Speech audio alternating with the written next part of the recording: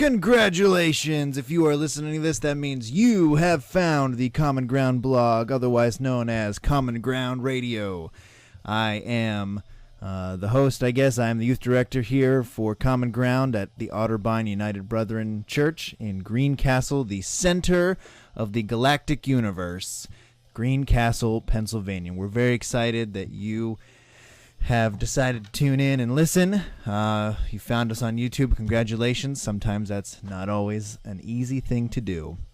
We're going to be talking about what we talked about on October the 8th. Here today, during the month of October, we are going through a series called Giving. It's been a really, really cool thing to look at what the Bible has to say about us giving of ourselves, giving of our money, giving of our talents. We've been talking about a lot of really cool things. Today we're going to focus our conversation on giving of our money. And I have to warn you, I have to say in advance, some of this stuff that we're talking about, and I said this in youth group also, some of the stuff that we're talking about here is a little more advanced. It's stuff that maybe you're not going to, you as a teenager who are listening, or who was at youth group, it's stuff that you're probably not thinking a whole lot about. Stuff that you're probably not going to face for a couple of years. But you know what? When in the midst of our conversation on Wednesday, we said it's good to think about this stuff. It's good to ponder this kind of stuff because it won't be too long before you will have to deal with this. What do I do with my money? What does God say I should do with my money? In terms of where it should go, how I should spend it, how I should give it.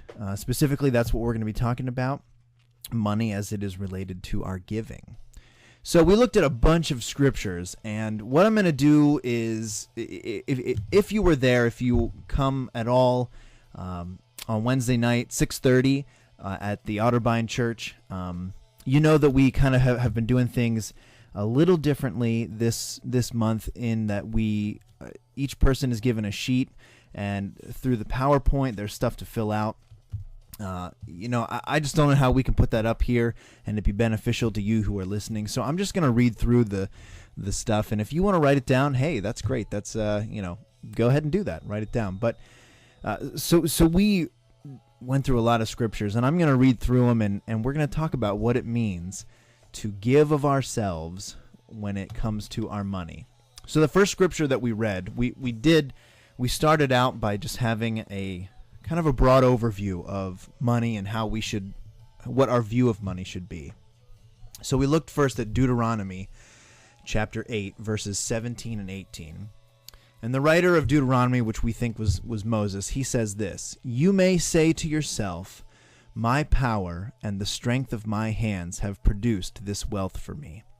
But remember the Lord your God, for it is he who gives you the ability to produce wealth." Now, like I said, we think that Moses was the writer of Deuteronomy, or at least a portion of it, but ultimately we believe that when we read the Bible, we're not just reading the words of a human author, but we're reading the words of God. That God is the one who wrote the book through these different human authors. And so these are the words of God. This is what God is saying. And he says, you may say to yourself, through my abilities, I have gathered all this wealth for myself. I'm the one who gets my income, gets the money for me. But God says, no, that's not the way it works here. You need to remember that it is God who gives you the ability to produce your wealth. It is God who gives you the ability to do the job that you are doing, and thus getting money. And so we see that all that we have comes from God. There isn't anything in our lives that we have that we can say, I got this for me. I got all on my own effort. I'm the one who got this. No. Everything that we do, God has given us the ability to do it. And so all that we have comes from God, even the ability to earn money. Wherever we are working, whatever we're doing to earn income and earn money, God has given us the ability to do that. And so all that we have comes from God. We cannot shut him out of this conversation of money. All that we have comes from him. Even the ability to work to gain money, it all comes from him. And so, okay, so if money ultimately comes from God, because whatever we do to gain money, he has given us the ability. What then? Well, Jesus says this in Matthew chapter 6, verse 24. He says, "No one can serve two masters. Either you will hate the one and love the other, or you will be devoted to the one and despise the other. You cannot serve both God and money." And so that's kind of interesting that he says that. I think what he's saying is that, God gives us the ability to earn money. He gives us the ability to do all that we can do, and including our jobs and how we earn income. Jesus says that should not be our focus. Our focus cannot be on gaining all the money that we can, because he says money has the potential to be an idol. You see, when he says here in verse 24, no one can serve two masters, we need to make a choice. Either we're going to serve God or serve something else. And if we're not serving God, the thing that we are serving, the thing that we are giving our time and our effort to, that becomes what the Bible calls an idol. And man, let me tell you what, the Bible is so clear. Idol worship is so gnarly, is so bad. And I mean, we as humans need to stay away from idol worship as best we can, because it will take us down a path that is so not good. So Jesus says money has the potential to be an idol. We cannot serve both God and serve money. We have to make a choice. Jesus kind of gives us this. He says, "Store up for yourselves treasures in heaven." In other words, put your perspective on God's kingdom. Put your mind, your thoughts, especially when it comes to money and how we earn money, put our thoughts heavenward. What can we do to store up for ourselves treasures in heaven rather than gaining all of this wealth here on earth? Because, friends, let me be honest, it's not going to last. The Bible is so clear on that. Ultimately, all that we have here on earth, one day it's going to be gone, because this earth is not going to last, and everything that we have on earth is not going to last. So our focus needs to be heavenward. So here's a good anecdote for this, okay? Money should not be an idol that we worship, but it should be a tool that we use. We should use money towards God's kingdom. We shouldn't serve it. We shouldn't worship it. We shouldn't put all of our effort into gaining as much of it as we can. I mean, obviously, money is something in our world and society that we need to survive, but it shouldn't be our focus. Now, this is kind of a little aside, okay? We're kind of going off the beaten path here when I say this. In the book of Proverbs, it says this. Proverbs 27:23 says, "Be sure you know the condition of your flocks. Give careful attention to your herds." Now, this was kind of a funny conversation that we had in youth group, because ultimately what the writer is talking about, what God is talking about here, be sure you know the condition of your flocks. Give careful attention to your herds. This was their economy. This was their income. They didn't have money per se. I mean, they dealt in money in certain capacities, but ultimately what their wealth was back in biblical times was animals, was flocks and herds, goats, sheep, donkeys, cattle, bulls. That's what they used. That was their money. And so when it comes to us and our money, this here was what it's talking about is this was their version of a bank account. God is saying that we need to pay careful attention to our bank accounts. Where is our money going? And like I said, some of this might be really advanced for some of you. You're thinking, man, I don't even have a bank account. I'm not even old enough to have a bank account or a job or anything. But the thing is that, we got to think about this stuff, because it won't be too long before you do have a bank account. It won't be too long before you do have money that and if you decide now how you want to use it and how you want to react to it, man, it'll save you so much trouble. Up the road when you get older. I wish that a youth pastor or something would have said something like this to me, because there's so many times I made so many mistakes with my money. And a part of our conversation here was we talked a little bit about credit cards and just how much we need to stay away from those kinds of things, because they will make you work for your money rather than the other way around. I mean, if you spend your money before you even earn it, man, that is so not good. And so what Proverbs is talking about is know the condition of your bank account. Know where your money is going and make sure that your money is working for you and not the other way around. Make sure that you are using money as a tool to benefit not only, to benefit God's kingdom and to live here on earth. Don't let money control you. We live in a society that's like, you must have this and you must have this. You got to have a big house. You got to have the best car. And, all of that's just a bunch of baloney. Yes, it's good to have a house that doesn't, with a roof that doesn't leak. It's good to have those kinds of things. But we don't have to have this humongous house with all of this space that we don't really need. You know what I mean? You know what I'm trying to say? We need to make sure that our money is working for us and not us working for our money. We need to make sure that money is a tool and not an idol that we think, oh man, I have to gain more of this so I can have the best of this and the best of this. I mean, that is totally not what Jesus is talking about. And so we need to make sure that our money is working for us. And another part of this conversation is having a savings account. Is it necessary to have a savings account? No, not really. But it's a good idea.